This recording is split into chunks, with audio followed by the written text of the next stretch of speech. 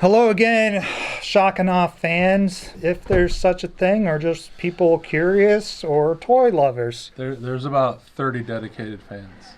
There's maybe a little more. Who cares? Doesn't matter. We're here to talk about toys. We like toys. We hope you do too. I'm Wilson, sitting right next to me is the bearded thunder himself, Mr. Berg. And we are taking a look at a third-party Transformer, a third-party movie Transformer. Mr. Berg, can you tell us who this character is? Well, not character. Tell us what the toy is. This is ToyWorld's Green Hornet 18th version. TW-FS03, their movie series. World War II, German staff car type 320, Bumblebee. I have the purple version out currently. We'll be taking a look at the purple/regular version. That's the box. Hey, who cares? All right. German car. Mr. Berg, why don't you take us through the scene that we see this from and what movie it's in. It is from Transformers The Last Night. Very good. Where we find out that Bumblebee somehow has been around forever, including World War II. Yeah. And he and Hot Rod were murder bots. Yeah. And helped wipe out the Nazi plague. And I don't remember him turning into this vehicle mode, but apparently Wilson's saying maybe he did. He totally did. Surprise. I've seen it once. Yeah. Sure you have. This is his alt mode. This is the World War II car mode. Now, and this is ToyWorld doing it correctly as opposed to Hasbro. Now, when Hasbro did it, they did make a World War II version, but their version turned into more of an armored car. Now, this is the purple version. It's kind of hard to tell, at least from my view on the camera, that this is purple, but it's got a slight purple sheen. Yeah. Why would you choose purple? Because I know there are multiple color options. Well, there's the gray version. They're all the same sculpt, I believe. They are all the same sculpt. I'm only aware of gray and purple. And then I think I found out today yellow. There may be one other. There may be a green. I don't know. But I went with purple because I thought that was an interesting color. I kind of dig purple in things. I also thought that, at least from the pictures of the toy, that the gray one just looked too bland for me, even though he's supposed to be kind of rusted and stuff like that. So this is very accurate, very detailed in this scale. And we reviewed the old tank guy that they released in this same line, link down at the bottom and in the show notes. But there are great little details on him, like 283 here and then 01. Looking underneath, you can see, as Mr. Berg likes to look, and you can't really tell it's a robot. All these pieces, there are a lot of panels, and unfortunately the lines do show up just because that's where they're connected. But they do stay, everything stays real connected real tightly. I do love the weathered old look to it. I think they did a great job with the paint on it for the front of the car, the lights and everything. It looks good. It looks very nice. It looks dirty, like it's seen some stuff, you know? It looks very much like a miniature Indiana Jones vehicle. There's some great attention to detail as well. Just the front of it just kills me in the realism, the grill and everything. It looks great and immaculately sculpted. And if you get close and look in, there's a little dirt around the edges. The tires even look worn.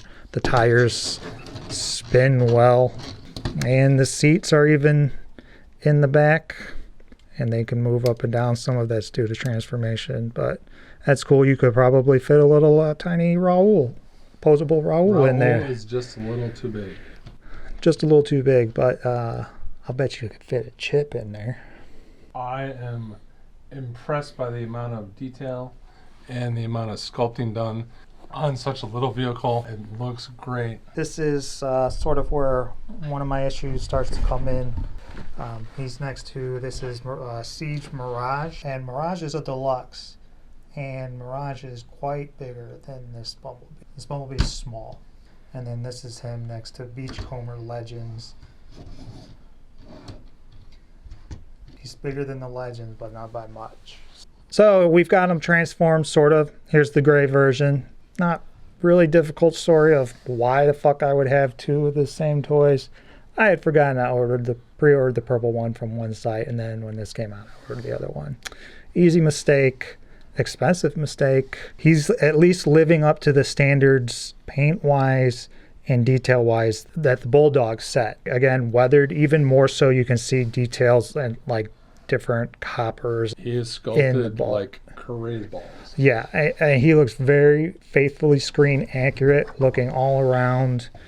They even put a cool little piece here for him to hold his hammer. There's a couple of strange choices in terms of sculpting and pieces. So these pieces here are the doors, and so they're like that in car mode, right? And so when you get it into his arm, it's like a double hinge here, and you fold it down and you fold this like that. There's no tab or anything to connect it. It's just a loose piece. So this one I was having problems. It was so loose it would just fall down. I put some feature on that bitch and it's working out for me pretty well. The details in the face are great.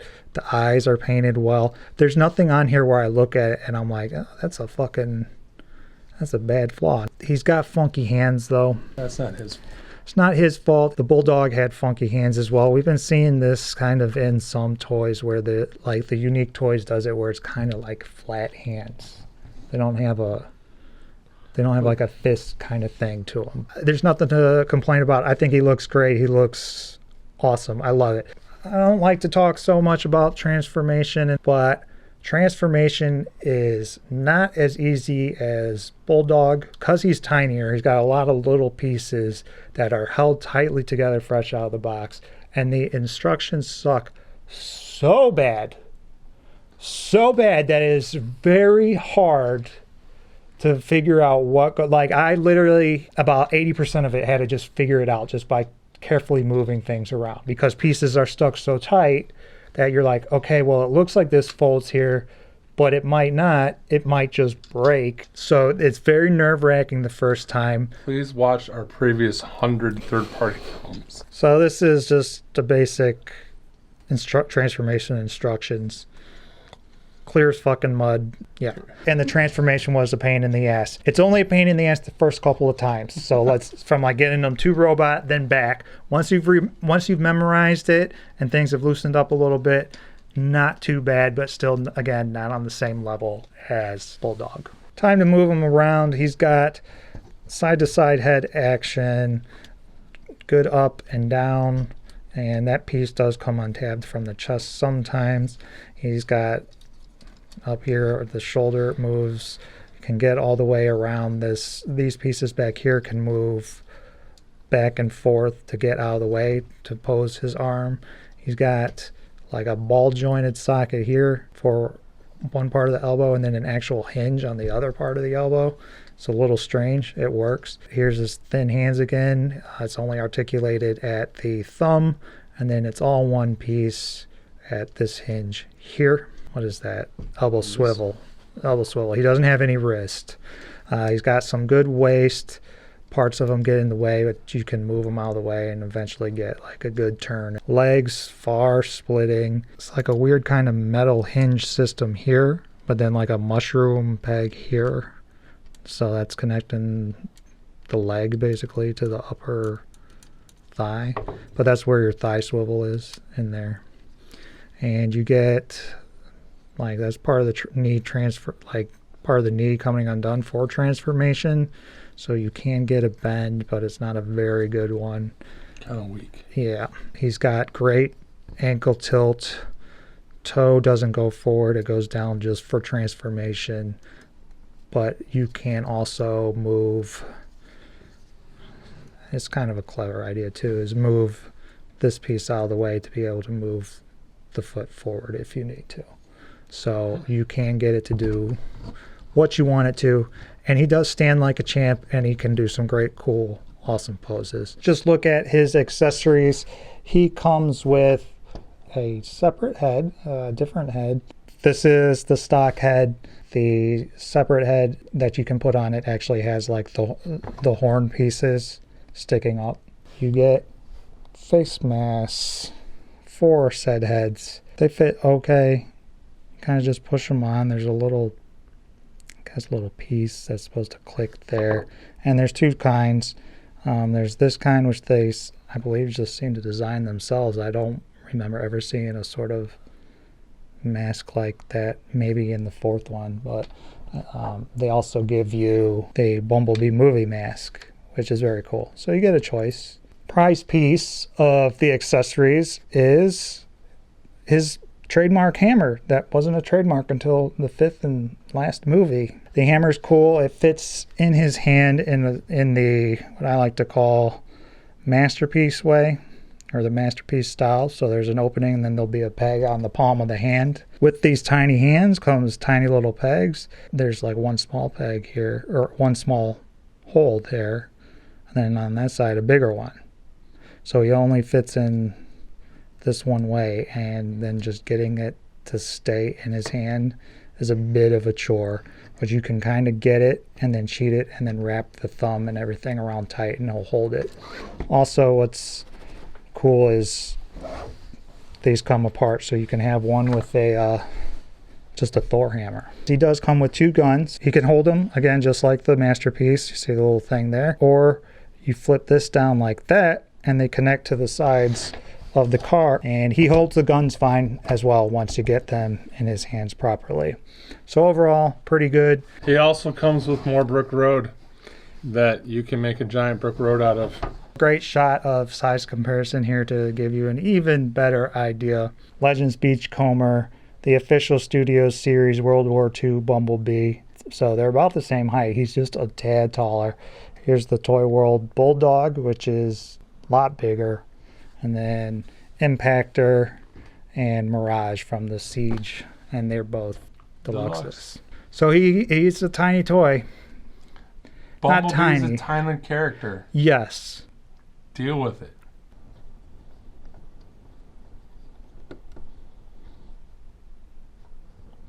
So he can't pass the 1 foot test. Takes a little work with some of the tolerances, depending on your copy. May take longer, but he passes it. It's bottom line time. I'm going to give this guy a 3.5 out of 5 hammer. He has great detail, great paint, decent articulation. He is, as far as I can tell, except for the color, dead on to the screen accuracy. Mm-hmm. I find he's a little bit expensive compared to Bulldog. He's at most retailers around $85. Yeah.